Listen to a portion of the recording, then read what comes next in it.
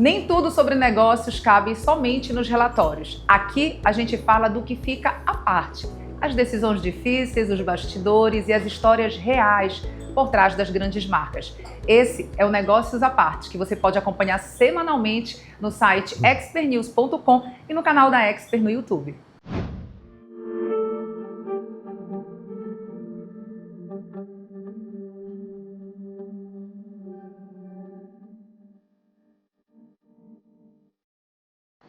O nosso convidado é um empresário e chefe de cozinha que fez da sua origem uma marca, identidade e legado. Natural de Santarém, no Pará, ele levou os sabores da Amazônia para muito além da Amazônia. É o nome por trás e à frente do conceituado restaurante Casa do Saulo e já assinou grandes eventos institucionais de relevância nacional. Seja bem-vindo, Saulo Gilles. Obrigado pelo convite, obrigado por poder participar um pouquinho, né, das histórias de negócios, dos desafios de negócios, né, numa plataforma daqui do meu Pará, mas que vai além do Pará também, assim como o nosso trabalho. Obrigado, Bel. A gente que te agradece. Saulo, eu gostaria de começar citando aquele que foi considerado o pai da administração moderna, Peter Drucker, que dizia que onde tem um negócio de sucesso, teve que ter uma decisão corajosa, houve uma decisão corajosa. Então eu queria que você olhasse para a sua trajetória e compartilhasse com a gente qual foi a decisão mais difícil ou corajosa que você teve que tomar, que te trouxe até aqui. Eu vou além dele. Todos os dias tem que tomar uma decisão corajosa. Então, óbvio, teve as primeiras, mas isso é uma constância. Então não é um engessamento. A decisão corajosa. De decisões, né? Todos os dias tem decisões muito corajosas. Mas a primeira foi realmente sair de uma zona de conforto, de ser empregado, né, funcionário. Eu fui empregado de multinacional durante 12 anos, quando eu decidi. Depois fui mais 4, né, num outro momento. Então, ao todo foram 16 anos. Então, a maior coragem foi essa, de estudar para trabalhar para alguma empresa, para fazer essa empresa, óbvio, gerar muita renda, né, negócios. E em algum momento do caminho eu também tive uma carreira solo de ensinar também algumas empresas, fazer consultoria, palestrar. E eu até brinco, né? Eu digo assim, eu conquistei mais minhas coisas quando alguém não acreditou em mim. Então, na vida, na verdade, a gente acaba achando caminhos melhores quando tem não. O sim, é um fato, né? A conquista, você ter algo, é um objetivo, você luta para ter. Agora, o não, ninguém quer ter. O perder, ninguém quer perder. Então, realmente, a coragem, ela tem que começar quando você tem o não, quando falam popularmente que você está no fundo do poço, né? Que eu também descobri que no fundo tem ainda a lama, e da lama ainda tem mais buraco para baixo. Então, até você não encostar os pés, mas você encostar a coragem de conseguir escalar de volta, porque um poço nunca tem um fim, né? Então, você tem que ter a coragem de acreditar que você pode subir de volta e não ficar esperando que teus pés cheguem numa superfície, né? Então, foi esse um momento meu de coragem. Então, eu tinha ficado desempregado, eu abri uma escola de kitesurf, que era o que me sobrou de objeto e do saber o que eu sabia fazer, né? Então, não queria, estava um pouco... a minha pele estava um pouco ainda sentida do mercado de trabalho, né? Uma visão ainda muito de, poxa, sou mais usado do que eu sou reconhecido. Isso é normal com as pessoas, né? Mas não me prendia a isso. Então, já que eu achava isso, eu tinha que procurar alguma coisa para dizer, eu posso me valorizar então. E aí que vem a dificuldade, né? Uhum. E aí que vem o desafio, né? Abre uma escola de kite, no final da aula de kite, eu não dava aluno, óbvio, o pessoal não não gostava muito da região porque ventava um dia e deixava 2 de ventar, né? E aí eu tive também arrumar estratégicas e coragem de como manter isso, de como fidelizar o meu aluno, mesmo sem vento, né? E aí você vem para filosofias, você vem para... que é venda. Tudo isso, em resumo, é venda. Exatamente. Né? Eu dizia, olha, mas só contemplar também é gostoso. Né? Não é só entrar na água para velejar. É lógico, é venda. Isso. Né? E tanto que eu criei as frases que é muito legal que eu trago para a minha vida hoje. Que é o ato e o fato.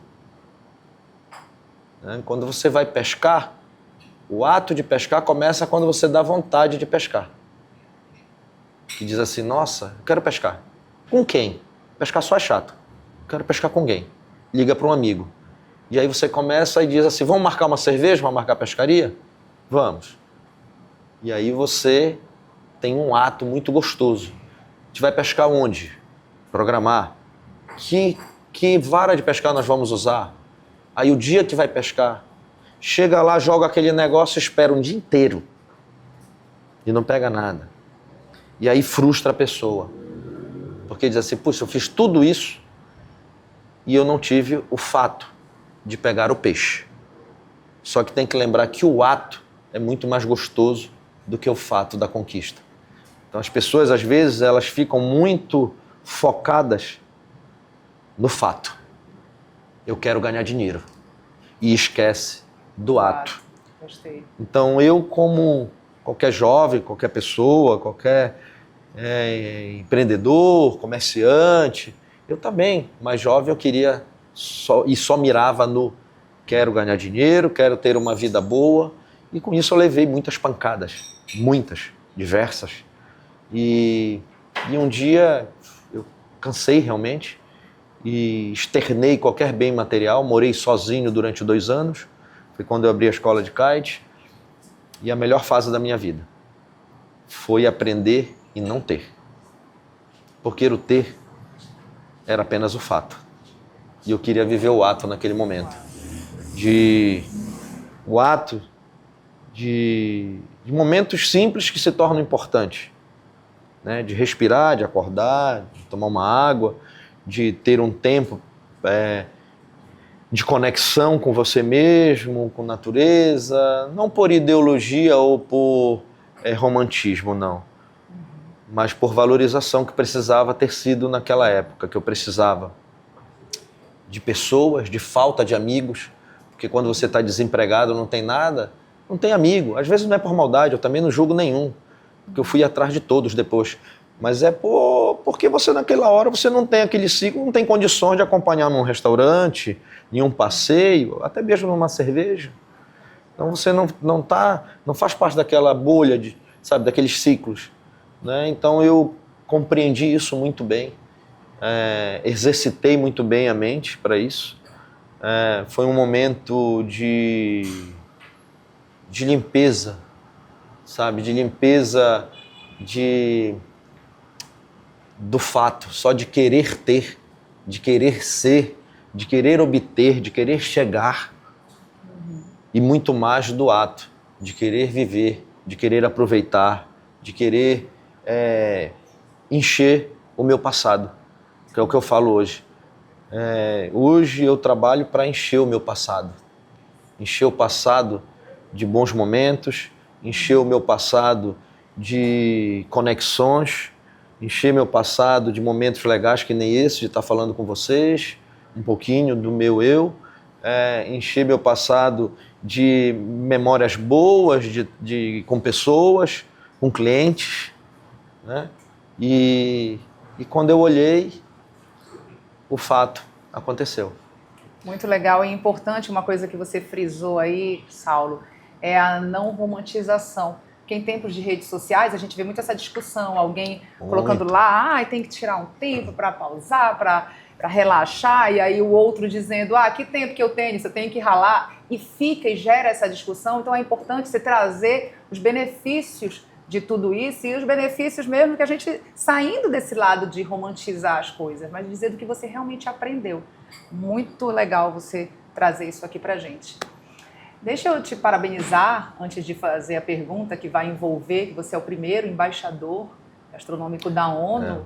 Que coisa legal, que coisa importante para nós aqui, paraenses. E aí eu queria saber de você, como você lida com toda essa visibilidade e, sobretudo, com a responsabilidade de ser essa voz.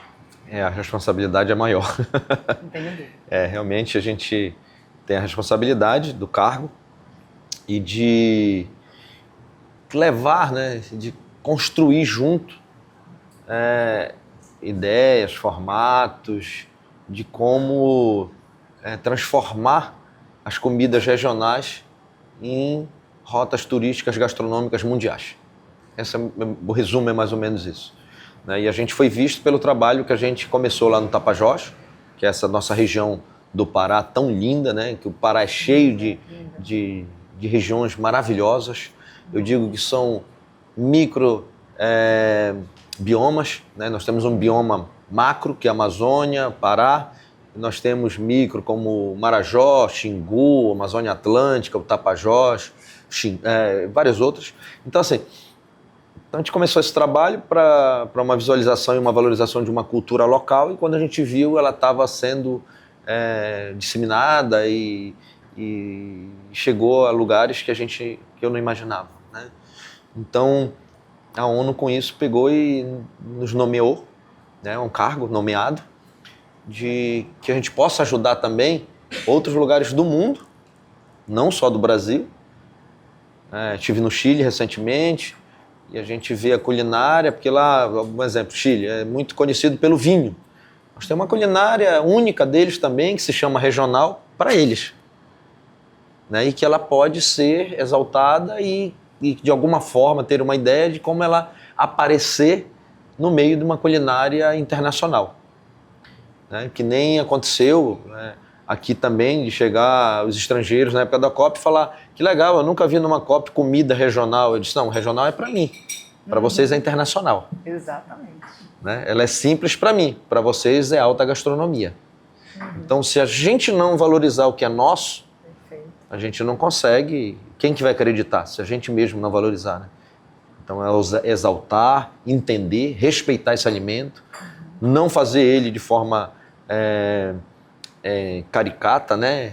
Não pode também, né? Porque é simples, eu vou tornar ela mais simples ainda para dizer que ela é... Não.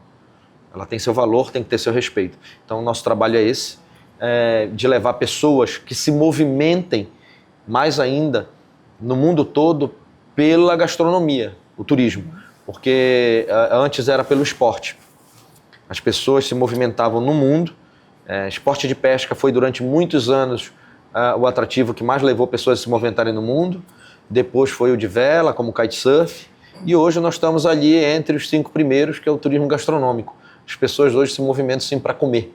Elas querem saber onde estão as melhores comidas, onde tem as comidas mais diversas. Então, hoje o Pará, a Amazônia, né, a gente tem essa particularidade, e o meu trabalho é também fazer isso em outros lugares. Estive em Minas ontem, também já conversando com atores de lá sobre o turismo gastronômico e fora também. Então, é muita honra desse cargo ter vindo para o Brasil, essa nomeação, e para o Pará e para o interior do Pará, para o Tapajós, né? Ser daqui da gente. Então, realmente, muita honra, muita emoção, mas muito trabalho pela frente, que tem que conciliar com o que eu faço hoje, né, da minha empresa. Mas eu faço com muito prazer, é muito prazeroso, é muito gostoso, e ver como isso reflete totalmente aqui pra gente, no nosso estado. Perfeito. E aproveitando que você está falando da sua região, desse lugar lindíssimo, eu queria te perguntar em que momento você percebeu que a sua origem não era uma limitação, que a gente sabe, eu aproveito para falar isso, porque muitos empreendedores, quando tem um programa sobre negócios, eles assistem, e a gente sabe que o empreendedor, em especial aqui falando do Norte, ele passa por muitas limitações, seja de logística ou todas as outras que a gente já enfrenta. Em que momento você percebeu que a tua origem, teu lugar não era uma limitação e sim um diferencial estratégico? Quando eu acreditei que o que eu fazia e o que nós tínhamos de produto era muito mais do que a gente pensava ser, sabe? Tipo, porque eu não descobri só isso. Eu descobri com pessoas de fora, olhando e valorizando. Eu disse, nossa, isso tem muito mais valor do que eu imaginava. Eu apresentava meu trabalho para pessoas, para clientes de fora, e não é inerente só do nosso paraíso, tá? Essa desvalorização do próprio local com as coisas locais, ela não é só nossa. Então você é muito mais valorizado pelo que vem de fora. Então esse foi um trabalho inverso, de você vir, né, e olhar, e eu digo, pô, peraí, então eu tenho que levar esse trabalho também para as pessoas de fora terem acesso.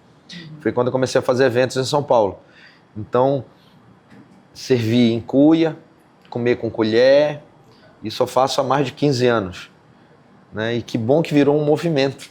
E todo mundo, até alguns amigos ou empresários locais, dizem assim, pô, quero te agradecer, né, por você encabeçar isso e mostrar que não era vergonha. Porque, só um exemplo, você comer... Eu estudei em Belém, sou do Pará, mas estudei em Belém nos anos 90, lá vai eu me denunciar, né? E chegar no colégio com a boca roxa de açaí era vergonha.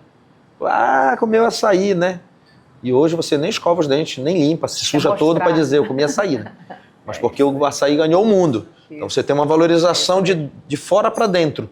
Então onde mostrou realmente é isso.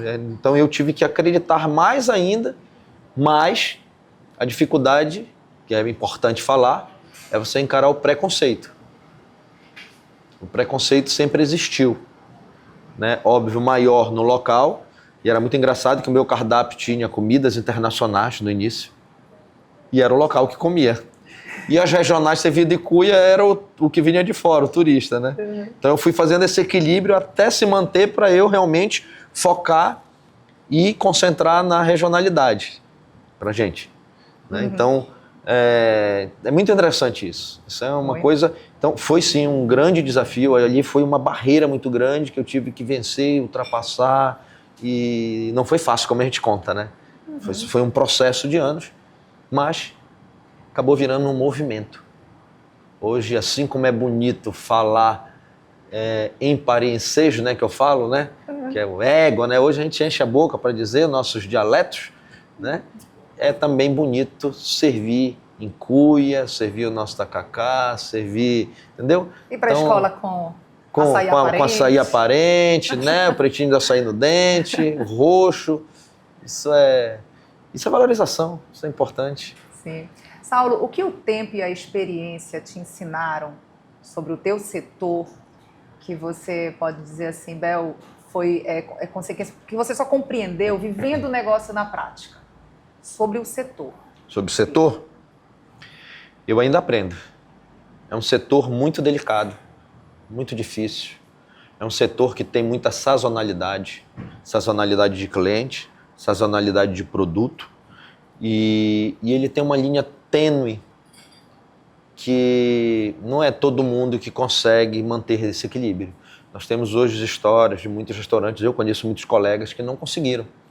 Tanto que a maioria dos empreendimentos hoje tem sócio investidor, sócio administrador, né, o chefe de cozinha que assume a operação, cardápio. São poucos hoje que são cozinheiros que nem eu, que são chefes de cozinha, que são administradores e que não tem nenhum tipo de investidor e nem financiador. Eu não tenho hoje no meu negócio. Então, é muito difícil. Então, é uma dificuldade hoje diária de você manter essa administração, esse negócio. É um negócio que tem uma carga tributária grande num país nosso. É um negócio que tem muito mais carga trabalhista também, porque precisa de muita mão de obra. Isso é gostoso por um lado, porque você gera muito emprego. Sim. Mas é preocupante pelo outro, porque você entra num cenário de empresas que faturam, empresas de porte médios, porém com 4 a 5 vezes mais colaboradores do que outros ramos de negócio, que faturam a mesma coisa. Então essa é uma grande dificuldade também, a parte humana, parte de RH. E nós temos hoje também um fator que é o modismo, né? No país todo, não é só Pará, tá? No país. Então, muitos restaurantes hoje, a vida média é 7 anos. Muitos. Então, por isso que eu optei em ter uma forma de um restaurante mais clássico, onde o cardápio não muda toda hora, eu não reinvento a roda. Meu cardápio tem hoje 17 anos e ele mudou apenas 20% do cardápio. Hoje mantemos 80% do cardápio desde o primeiro dia. Só que você passa por alguns momentos mais de baixa, onde o cliente vem, te exige, quer, cadê a novidade, cadê a novidade? Aí se você encarar isso, você entra num ciclo vicioso e depois acaba as novidades, com tanta novidade que você colocou, e ele só vai para outro lugar. E aí você, dessa forma, mantendo no clássico, que foi o que eu optei, você passa pela baixa, demora um pouco, mas depois ele vira uma roda viva onde o cara volta para comer o prato que ele comeu há 15 anos atrás, há mês passado, há 10 anos atrás, ou que ele vai comer daqui a 2 anos para frente. Que legal. Daí você cria um corpo, né? Então, tem seu lado positivo, mas tem seu risco muito grande. Então, eu corri esse risco. Hoje já não, hoje a gente já tem esse ciclo do cardápio muito bem fechado. É um cardápio que eu coloco em qualquer lugar hoje, qualquer lugar que eu vou. Eu uso o cardápio. O pessoal diz assim: o senhor vai criar o quê? Eu disse: não vou criar nada, a roda já existe. A gente vai fazer o que eu já faço. Que nem falaram na cópia, né? Você vai, desculpa falar, qual prato você criou? Eu disse: não conhecem nenhum prato meu. Nunca vieram aqui, por que eu vou reinventar prato? Ficar reinventando coisa. O nosso povo, minha avó já fazia uma coisa tão boa que é o que eu faço hoje. Então ainda tem gente para conhecer e quem conheceu gosta e volta. Tá tudo certo. Dá certo, aproveita então e esse cardápio aí e fala pra gente onde as pessoas que ainda não conhecem todas as unidades, onde a gente encontra os restaurantes Casa do Saulo. Bom, começando na ordem, vem da região de Santarém, tem a nossa matriz que chama-se Casa do Saulo Tapajós, cada um eu dei um sobrenome e onde ela está. Então a Casa do Saulo Tapajós é a primeira, que tem 17 anos, tudo começou, faz esse ano 17 anos. Ainda dentro da área, mas separadamente, tem uma pousada, que é os Bangalôs da Selva, e que tem um restaurante dentro exclusivo para os hóspedes ou para convidados dos hóspedes. E ainda na região tem em Alter do Chão, fez 1 ano agora, em janeiro, a nossa unidade que é hoteleira e também restaurante aberto ao público, que é o Belo Alter Casa do Saulo, em Alter do Chão. E em Santarém, na cidade mesmo, nós estamos construindo um complexo que é o meu presente para a minha cidade, que eu estava devendo isso. Então vão ser 9 negócios em um só. Desde salões de eventos, restaurantes, bares, sorveterias, pizzarias, empório, que é taberna, que eu chamo, do Saulo, café, espaço para shows. Então é um complexo um pouco maior. Então, um presente para minha cidade. Abro ainda nesse primeiro semestre, inaugura. Olha que legal. Belém, que é a cidade que eu digo que eu também parti, né? Parti para um outro horizonte que nem eu esperava também. Iniciamos com o projeto da Casa das 11 Janelas, a Casa do Saulo das 11 Janelas. Depois veio Casa do Saulo Quinta de Pedras, onde estamos, esse hotel lindo, esse prédio histórico. Recentemente assumimos um espaço no Parque da Cidade, um projeto que veio aí herdado de COP, que eu acho que a cidade ganhou muito com esses equipamentos, e hoje nós temos um roteiro cultural, né?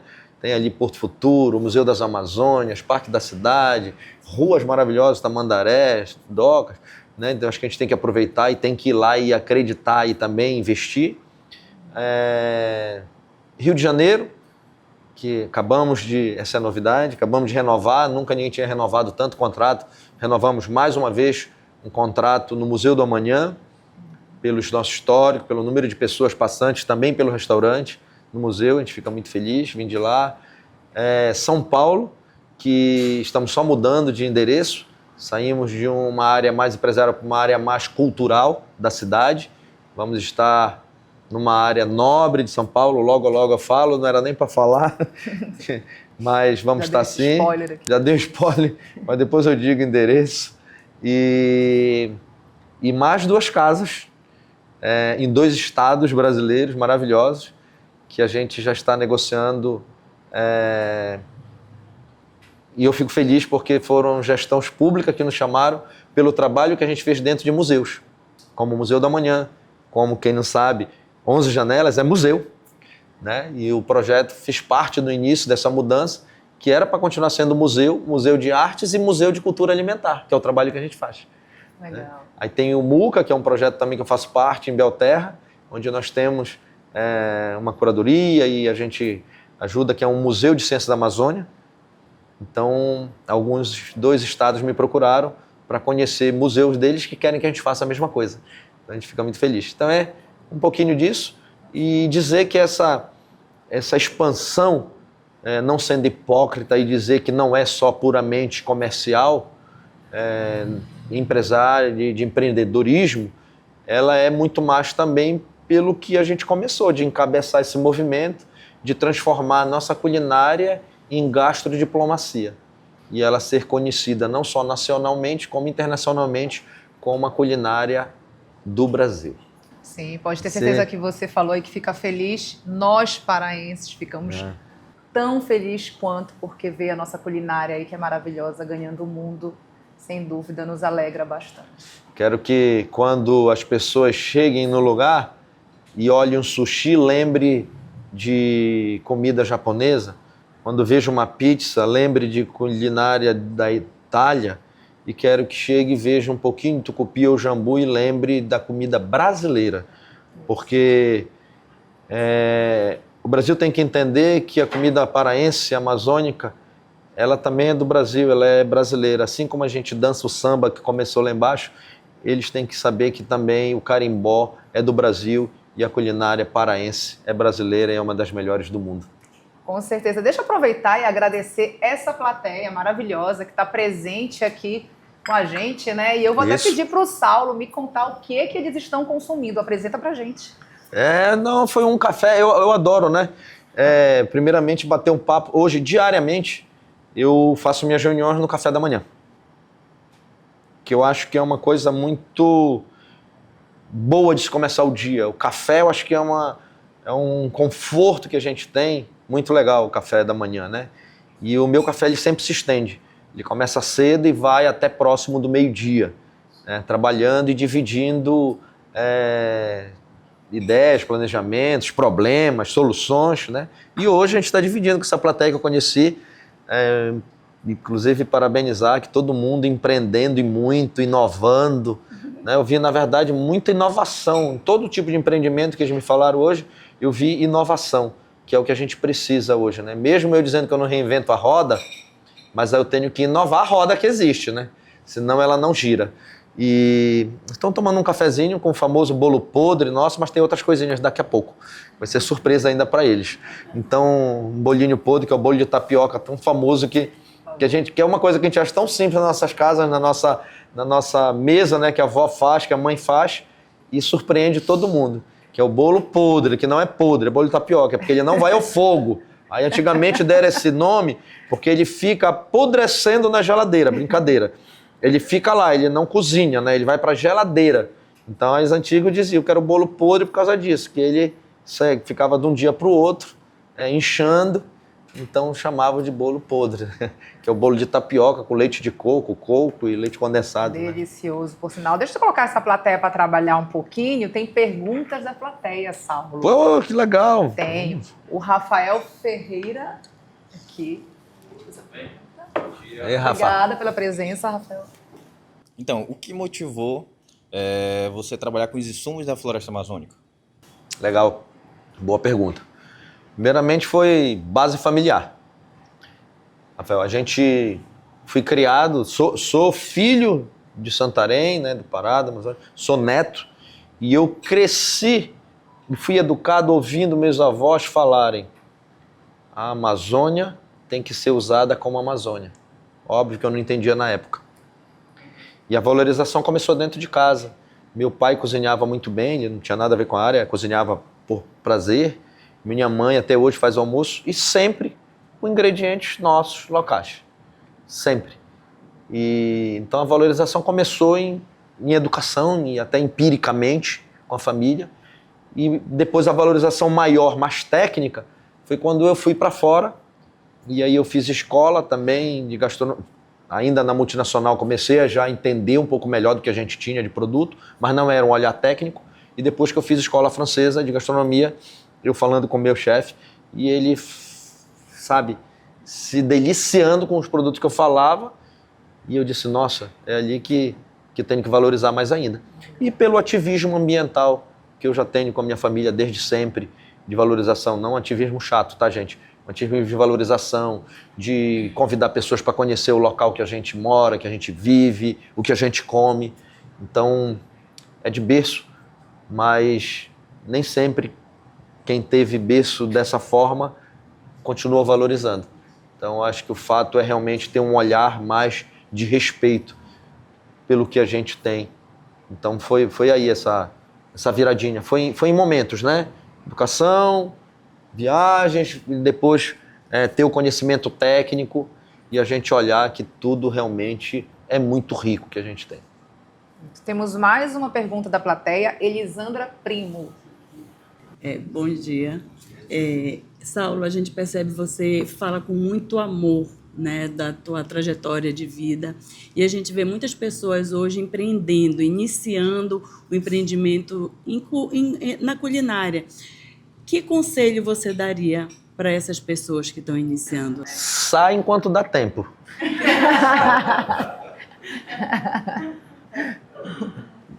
Desculpa, Elisandra, porque assim, o primeiro teste é esse. Quando alguém chega na minha cozinha, eu já recebi ultimamente, porque eu iniciei com escola.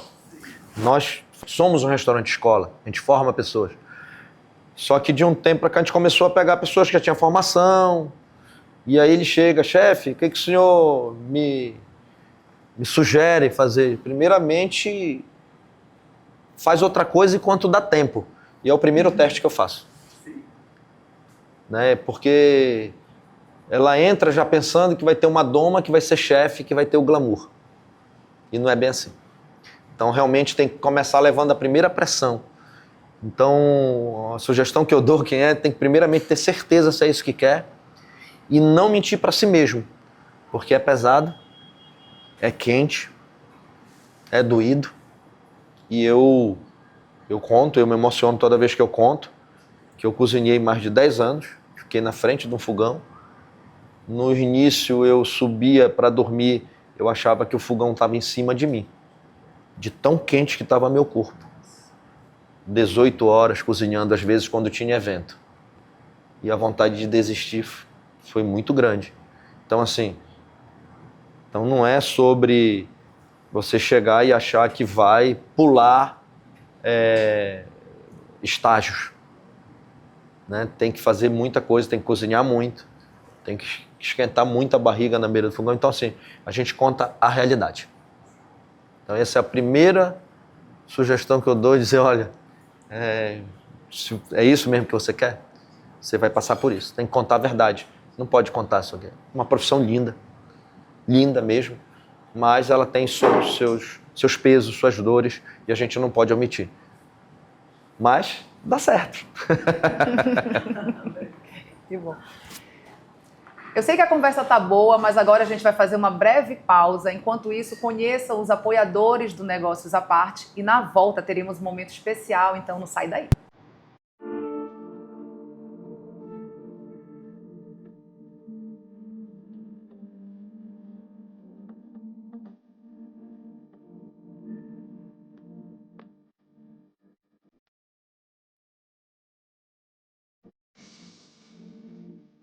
Estamos de volta e agora, tanto eu quanto o Saulo e essa plateia maravilhosa, estamos saboreando o tacacá da Casa do Saulo, por sinal, muito bom, como tudo que você faz aqui. Quem quiser viver essa experiência, é importante lembrar, quem quiser participar das gravações do Negócios à Parte, entre em contato com a Expert. Aproveita para seguir a gente no Instagram, @expertnews. Saulo, agora aquele momento especial que eu prometi antes do intervalo, eu queria que você desse uma olhada em umas imagens que talvez, não sei se faz algum tempo que você não vê, mas eu queria que você olhasse para essas imagens e contasse um pouco para a gente sobre essas imagens, o que você sente, e aí entrando aí mesmo fundo na emoção, o que você sente, o que você pode compartilhar ao ver essas imagens com a gente. Bom, elas realmente, tem dias que eu não via, mas elas não saem da memória. Elas fazem parte do ato, né? Do ato de receber, do ato de ressignificar, do ato de se reinventar, do ato de fazer, né? Então, é o início do começo, né? Desde eu sempre me envolvi, bom, não é que eu me envolvi, é que só tinha eu mesmo, né, para fazer. Era placa, eu percebia que as pessoas não encontravam o restaurante porque é numa estrada, é um pouco isolado e estrada de chão. Então, não achava porque não tinha placa, então eu mandei fazer placa, eu coloquei as placas na estrada. Eu queria ver a direção melhor, vindo andando, se a pessoa ia enxergar a placa para dobrar. E muito mais do que isso, eu acho que participar de todas as atividades de um restaurante. Tem quanto tempo essa imagem? Essa vai fazer 17 anos agora. 17 anos 17 do Saulo anos. colocando literalmente a mão na massa, né? Mas o importante ali é aquela seta.